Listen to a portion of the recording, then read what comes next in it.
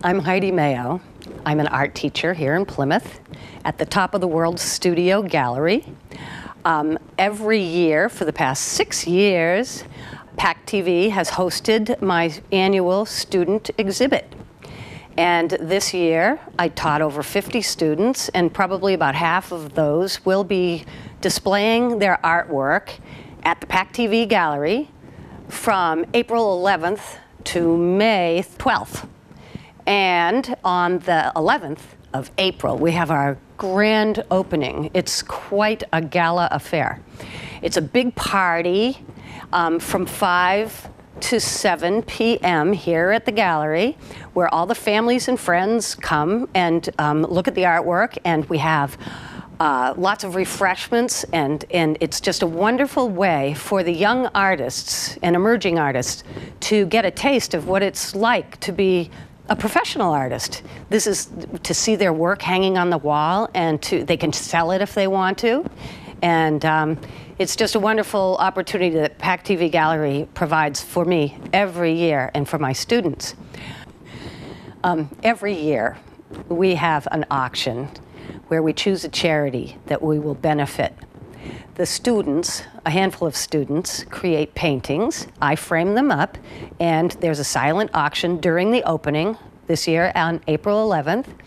The charity that will be benefited by our auction this year is End Hunger New England, a wonderful charity that is under the umbrella of Outreach. You can Google that and find out all about them. They feed the hungry all over the world, but this particular faction feeds the hungry in New England. So it's a wonderful charity that we look forward to sending them a nice bunch of money this year. The kids are doing really colorful, hot sunsets, and in front of those sunsets there will be whatever they choose silhouetted. I know a couple of girls are going to do their own profiles. These silhouettes, the theme kind of and that we're working towards is, if you don't have food to eat, then you couldn't even be a silhouette. So that's why we're doing silhouettes, and also, it's fun and different.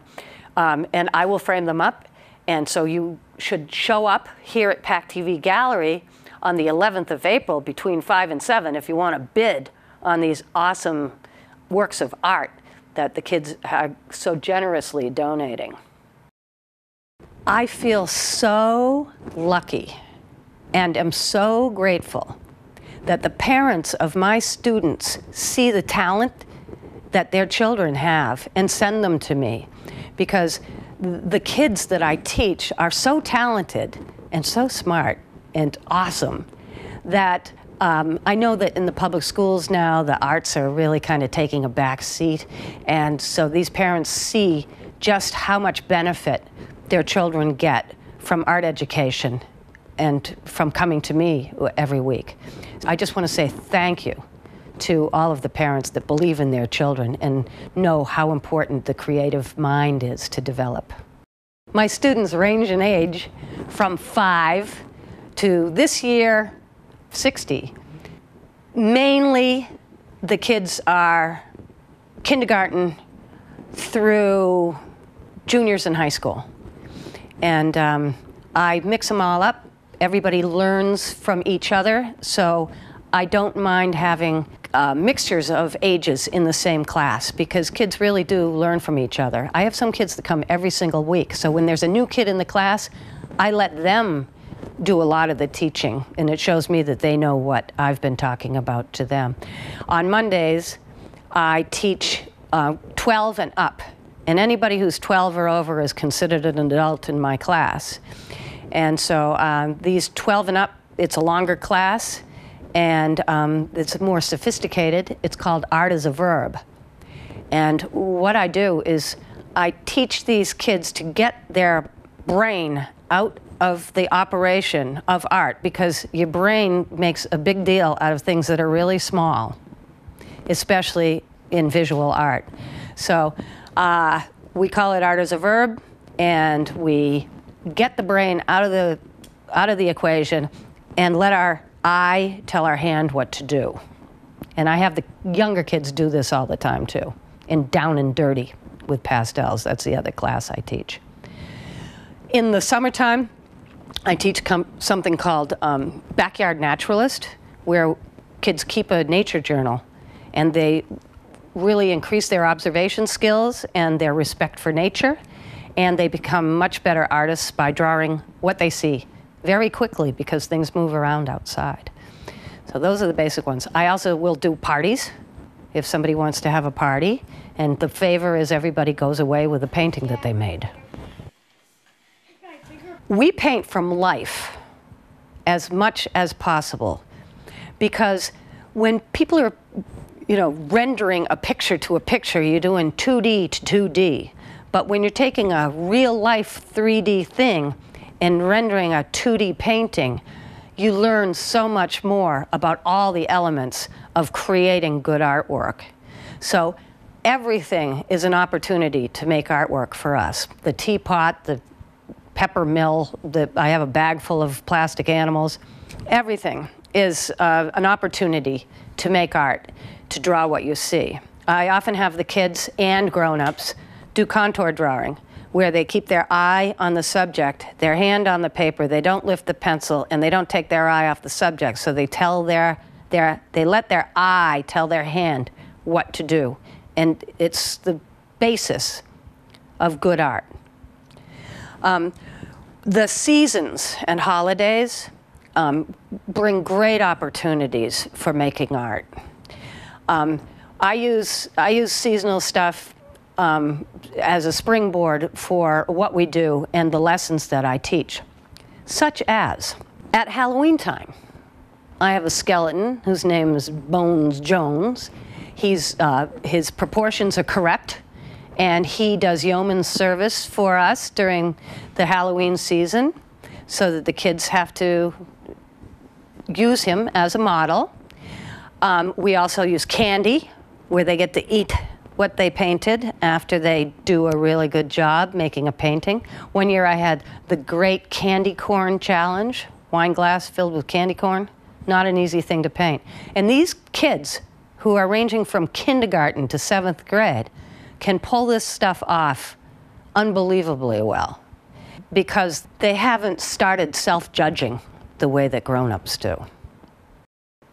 Not only do we use Bones Jones, but pumpkins, things of the harvest, monsters, scary stuff, all those kinds of things work for us during the Halloween season. We like to learn from the great masters often, as much as we can. And so every once in a while, I will focus on a great master. At Halloween time, it just happened to work out that there's a Cézanne painting that's called a still life with skull that has a skull in it. So the fruits of the season, apples and whatnot, set up a still life very similar to the one that Cézanne used with the skull, and give the kids an opportunity to paint like a great master.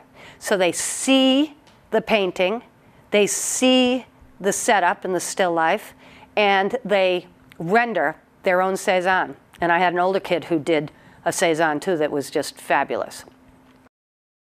Mothers love flowers. They also love babies.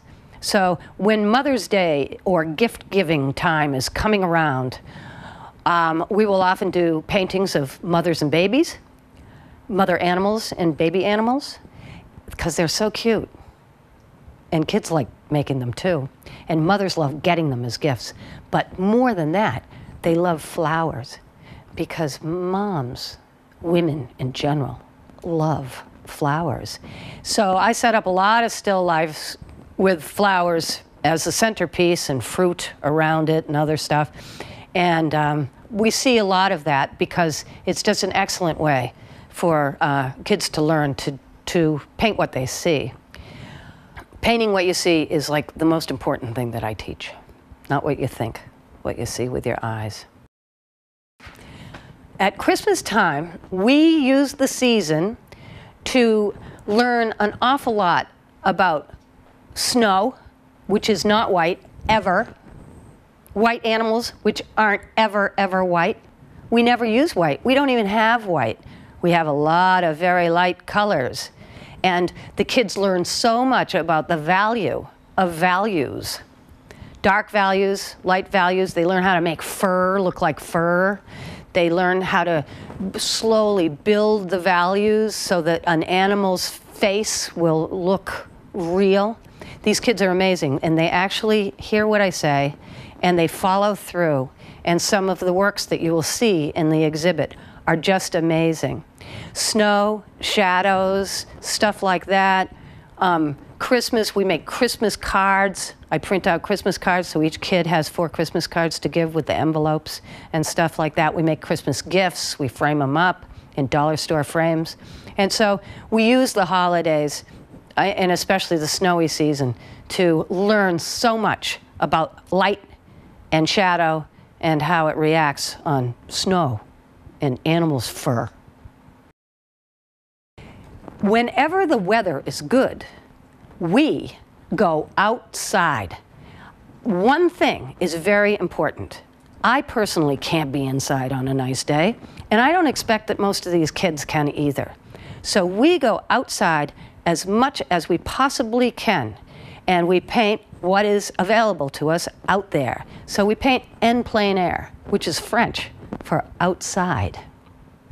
We also do summer projects, such as last summer we made Play-Doh, and we colored the Play-Doh, and then we made stuff out of the Play-Doh. And then we also made finger paints, and we colored the finger paints with food coloring, and then made finger paint people.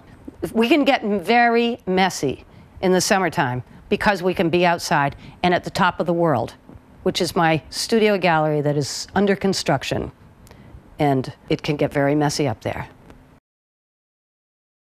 Quite often, at least twice a year, I make the kids concentrate on the face and on figures because, like I keep on saying, the brain gets in the way and makes a big deal out of small things. You know, they tend to make the eyes huge, the heads are giant, the bodies are little, you know. So we talk about proportion a lot. And as part of the lessons of learning how to do faces and figures, I often will take pictures of the kids, put them under a grid, and then I have this thing that we created called the Sketch-O-Matic, where my husband made frames and drilled holes in them, and then I strung them up with elastic. And so it's a movable grid system where kids and grown-ups can put everything that's important to make a face, a portrait, look like the person they're doing, or a body to have the correct proportions. And by using this Sketch-O-Matic, they, without even realizing it, start to understand the reality of proportions in the human body. We often will use sports figures such as gymnasts or football players or basketball players, baseball players, ice dancers and whatnot, because that body in motion is just going a little bit further in the learning of how to make figures happen. You know, I teach things like foreshortening. See my fist? You can't see my arm.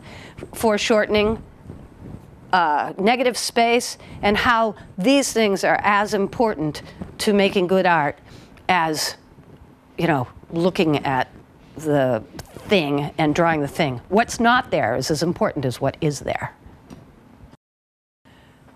Kids love to paint animals. Oftentimes I will say to them, when the class is ending one week, what do you want to do next time? And they say, animals.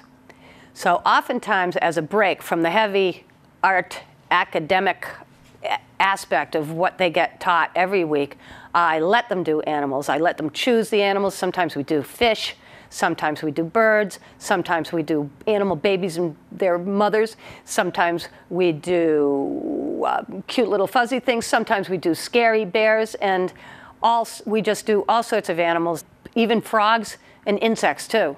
There's no end to it. So animals are a great respite, and at the same time, they think they're just being able to do what they want to do, but they actually learn an awful lot about painting at the same time, about making art, even when they're just doing an animal from a picture. So that's when I let them use pictures, you know, when there are certain things that have to be referred to, such as an animal. And I have files and files and files of animals, and the kids love them. I tried to give these kids a really well-rounded art education. I have some children who have been coming to me since they were in kindergarten, and now they are in the 6th grade. So they tend to go, oh, we're doing perspective again, or we're doing faces and figures again. And I say, yes. Do you think that an artist, a professional artist, somebody from back in the day, before there were cameras and internet and such, they did things over and over and over again, and that is how they learned to really see what they were doing. So at least once a year, usually more like twice a year, we will look at one-point perspective as a way to get kids to understand how things that get smaller as they go further away, how things go higher up on the page as they get further away in a painting. And so they learn by using simple perspective. The kids learn a whole lot about how to make a good painting and how to make a composition work better.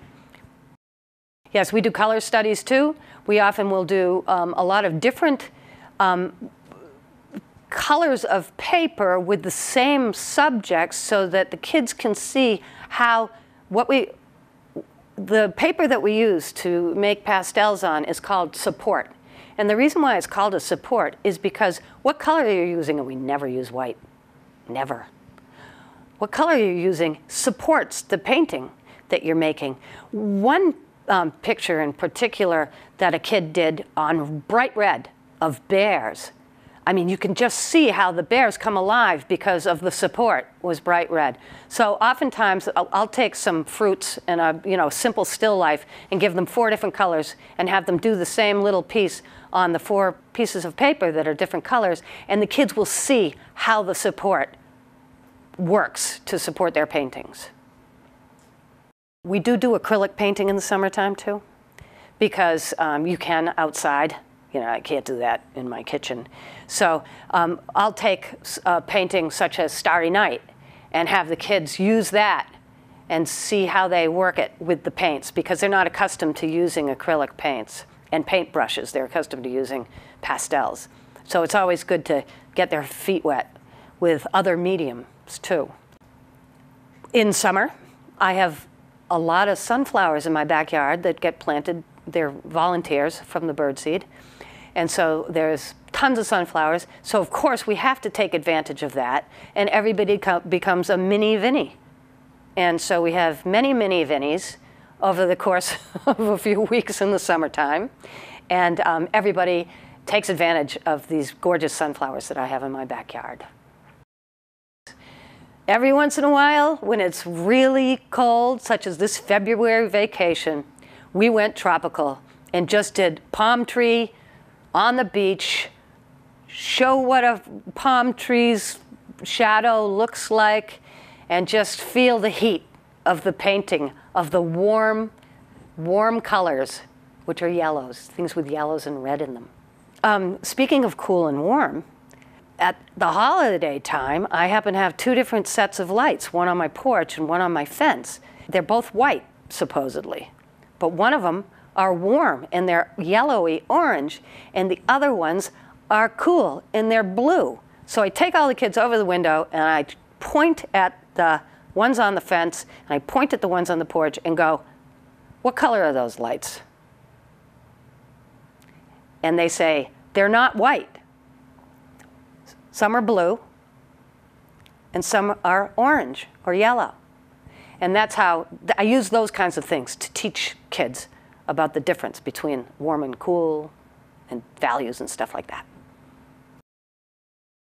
One of the reasons why I got back into art, into doing art, that suddenly became teaching art. In fact, one of my first jobs was teaching art when I was 15 years old for the Duxbury Art Association.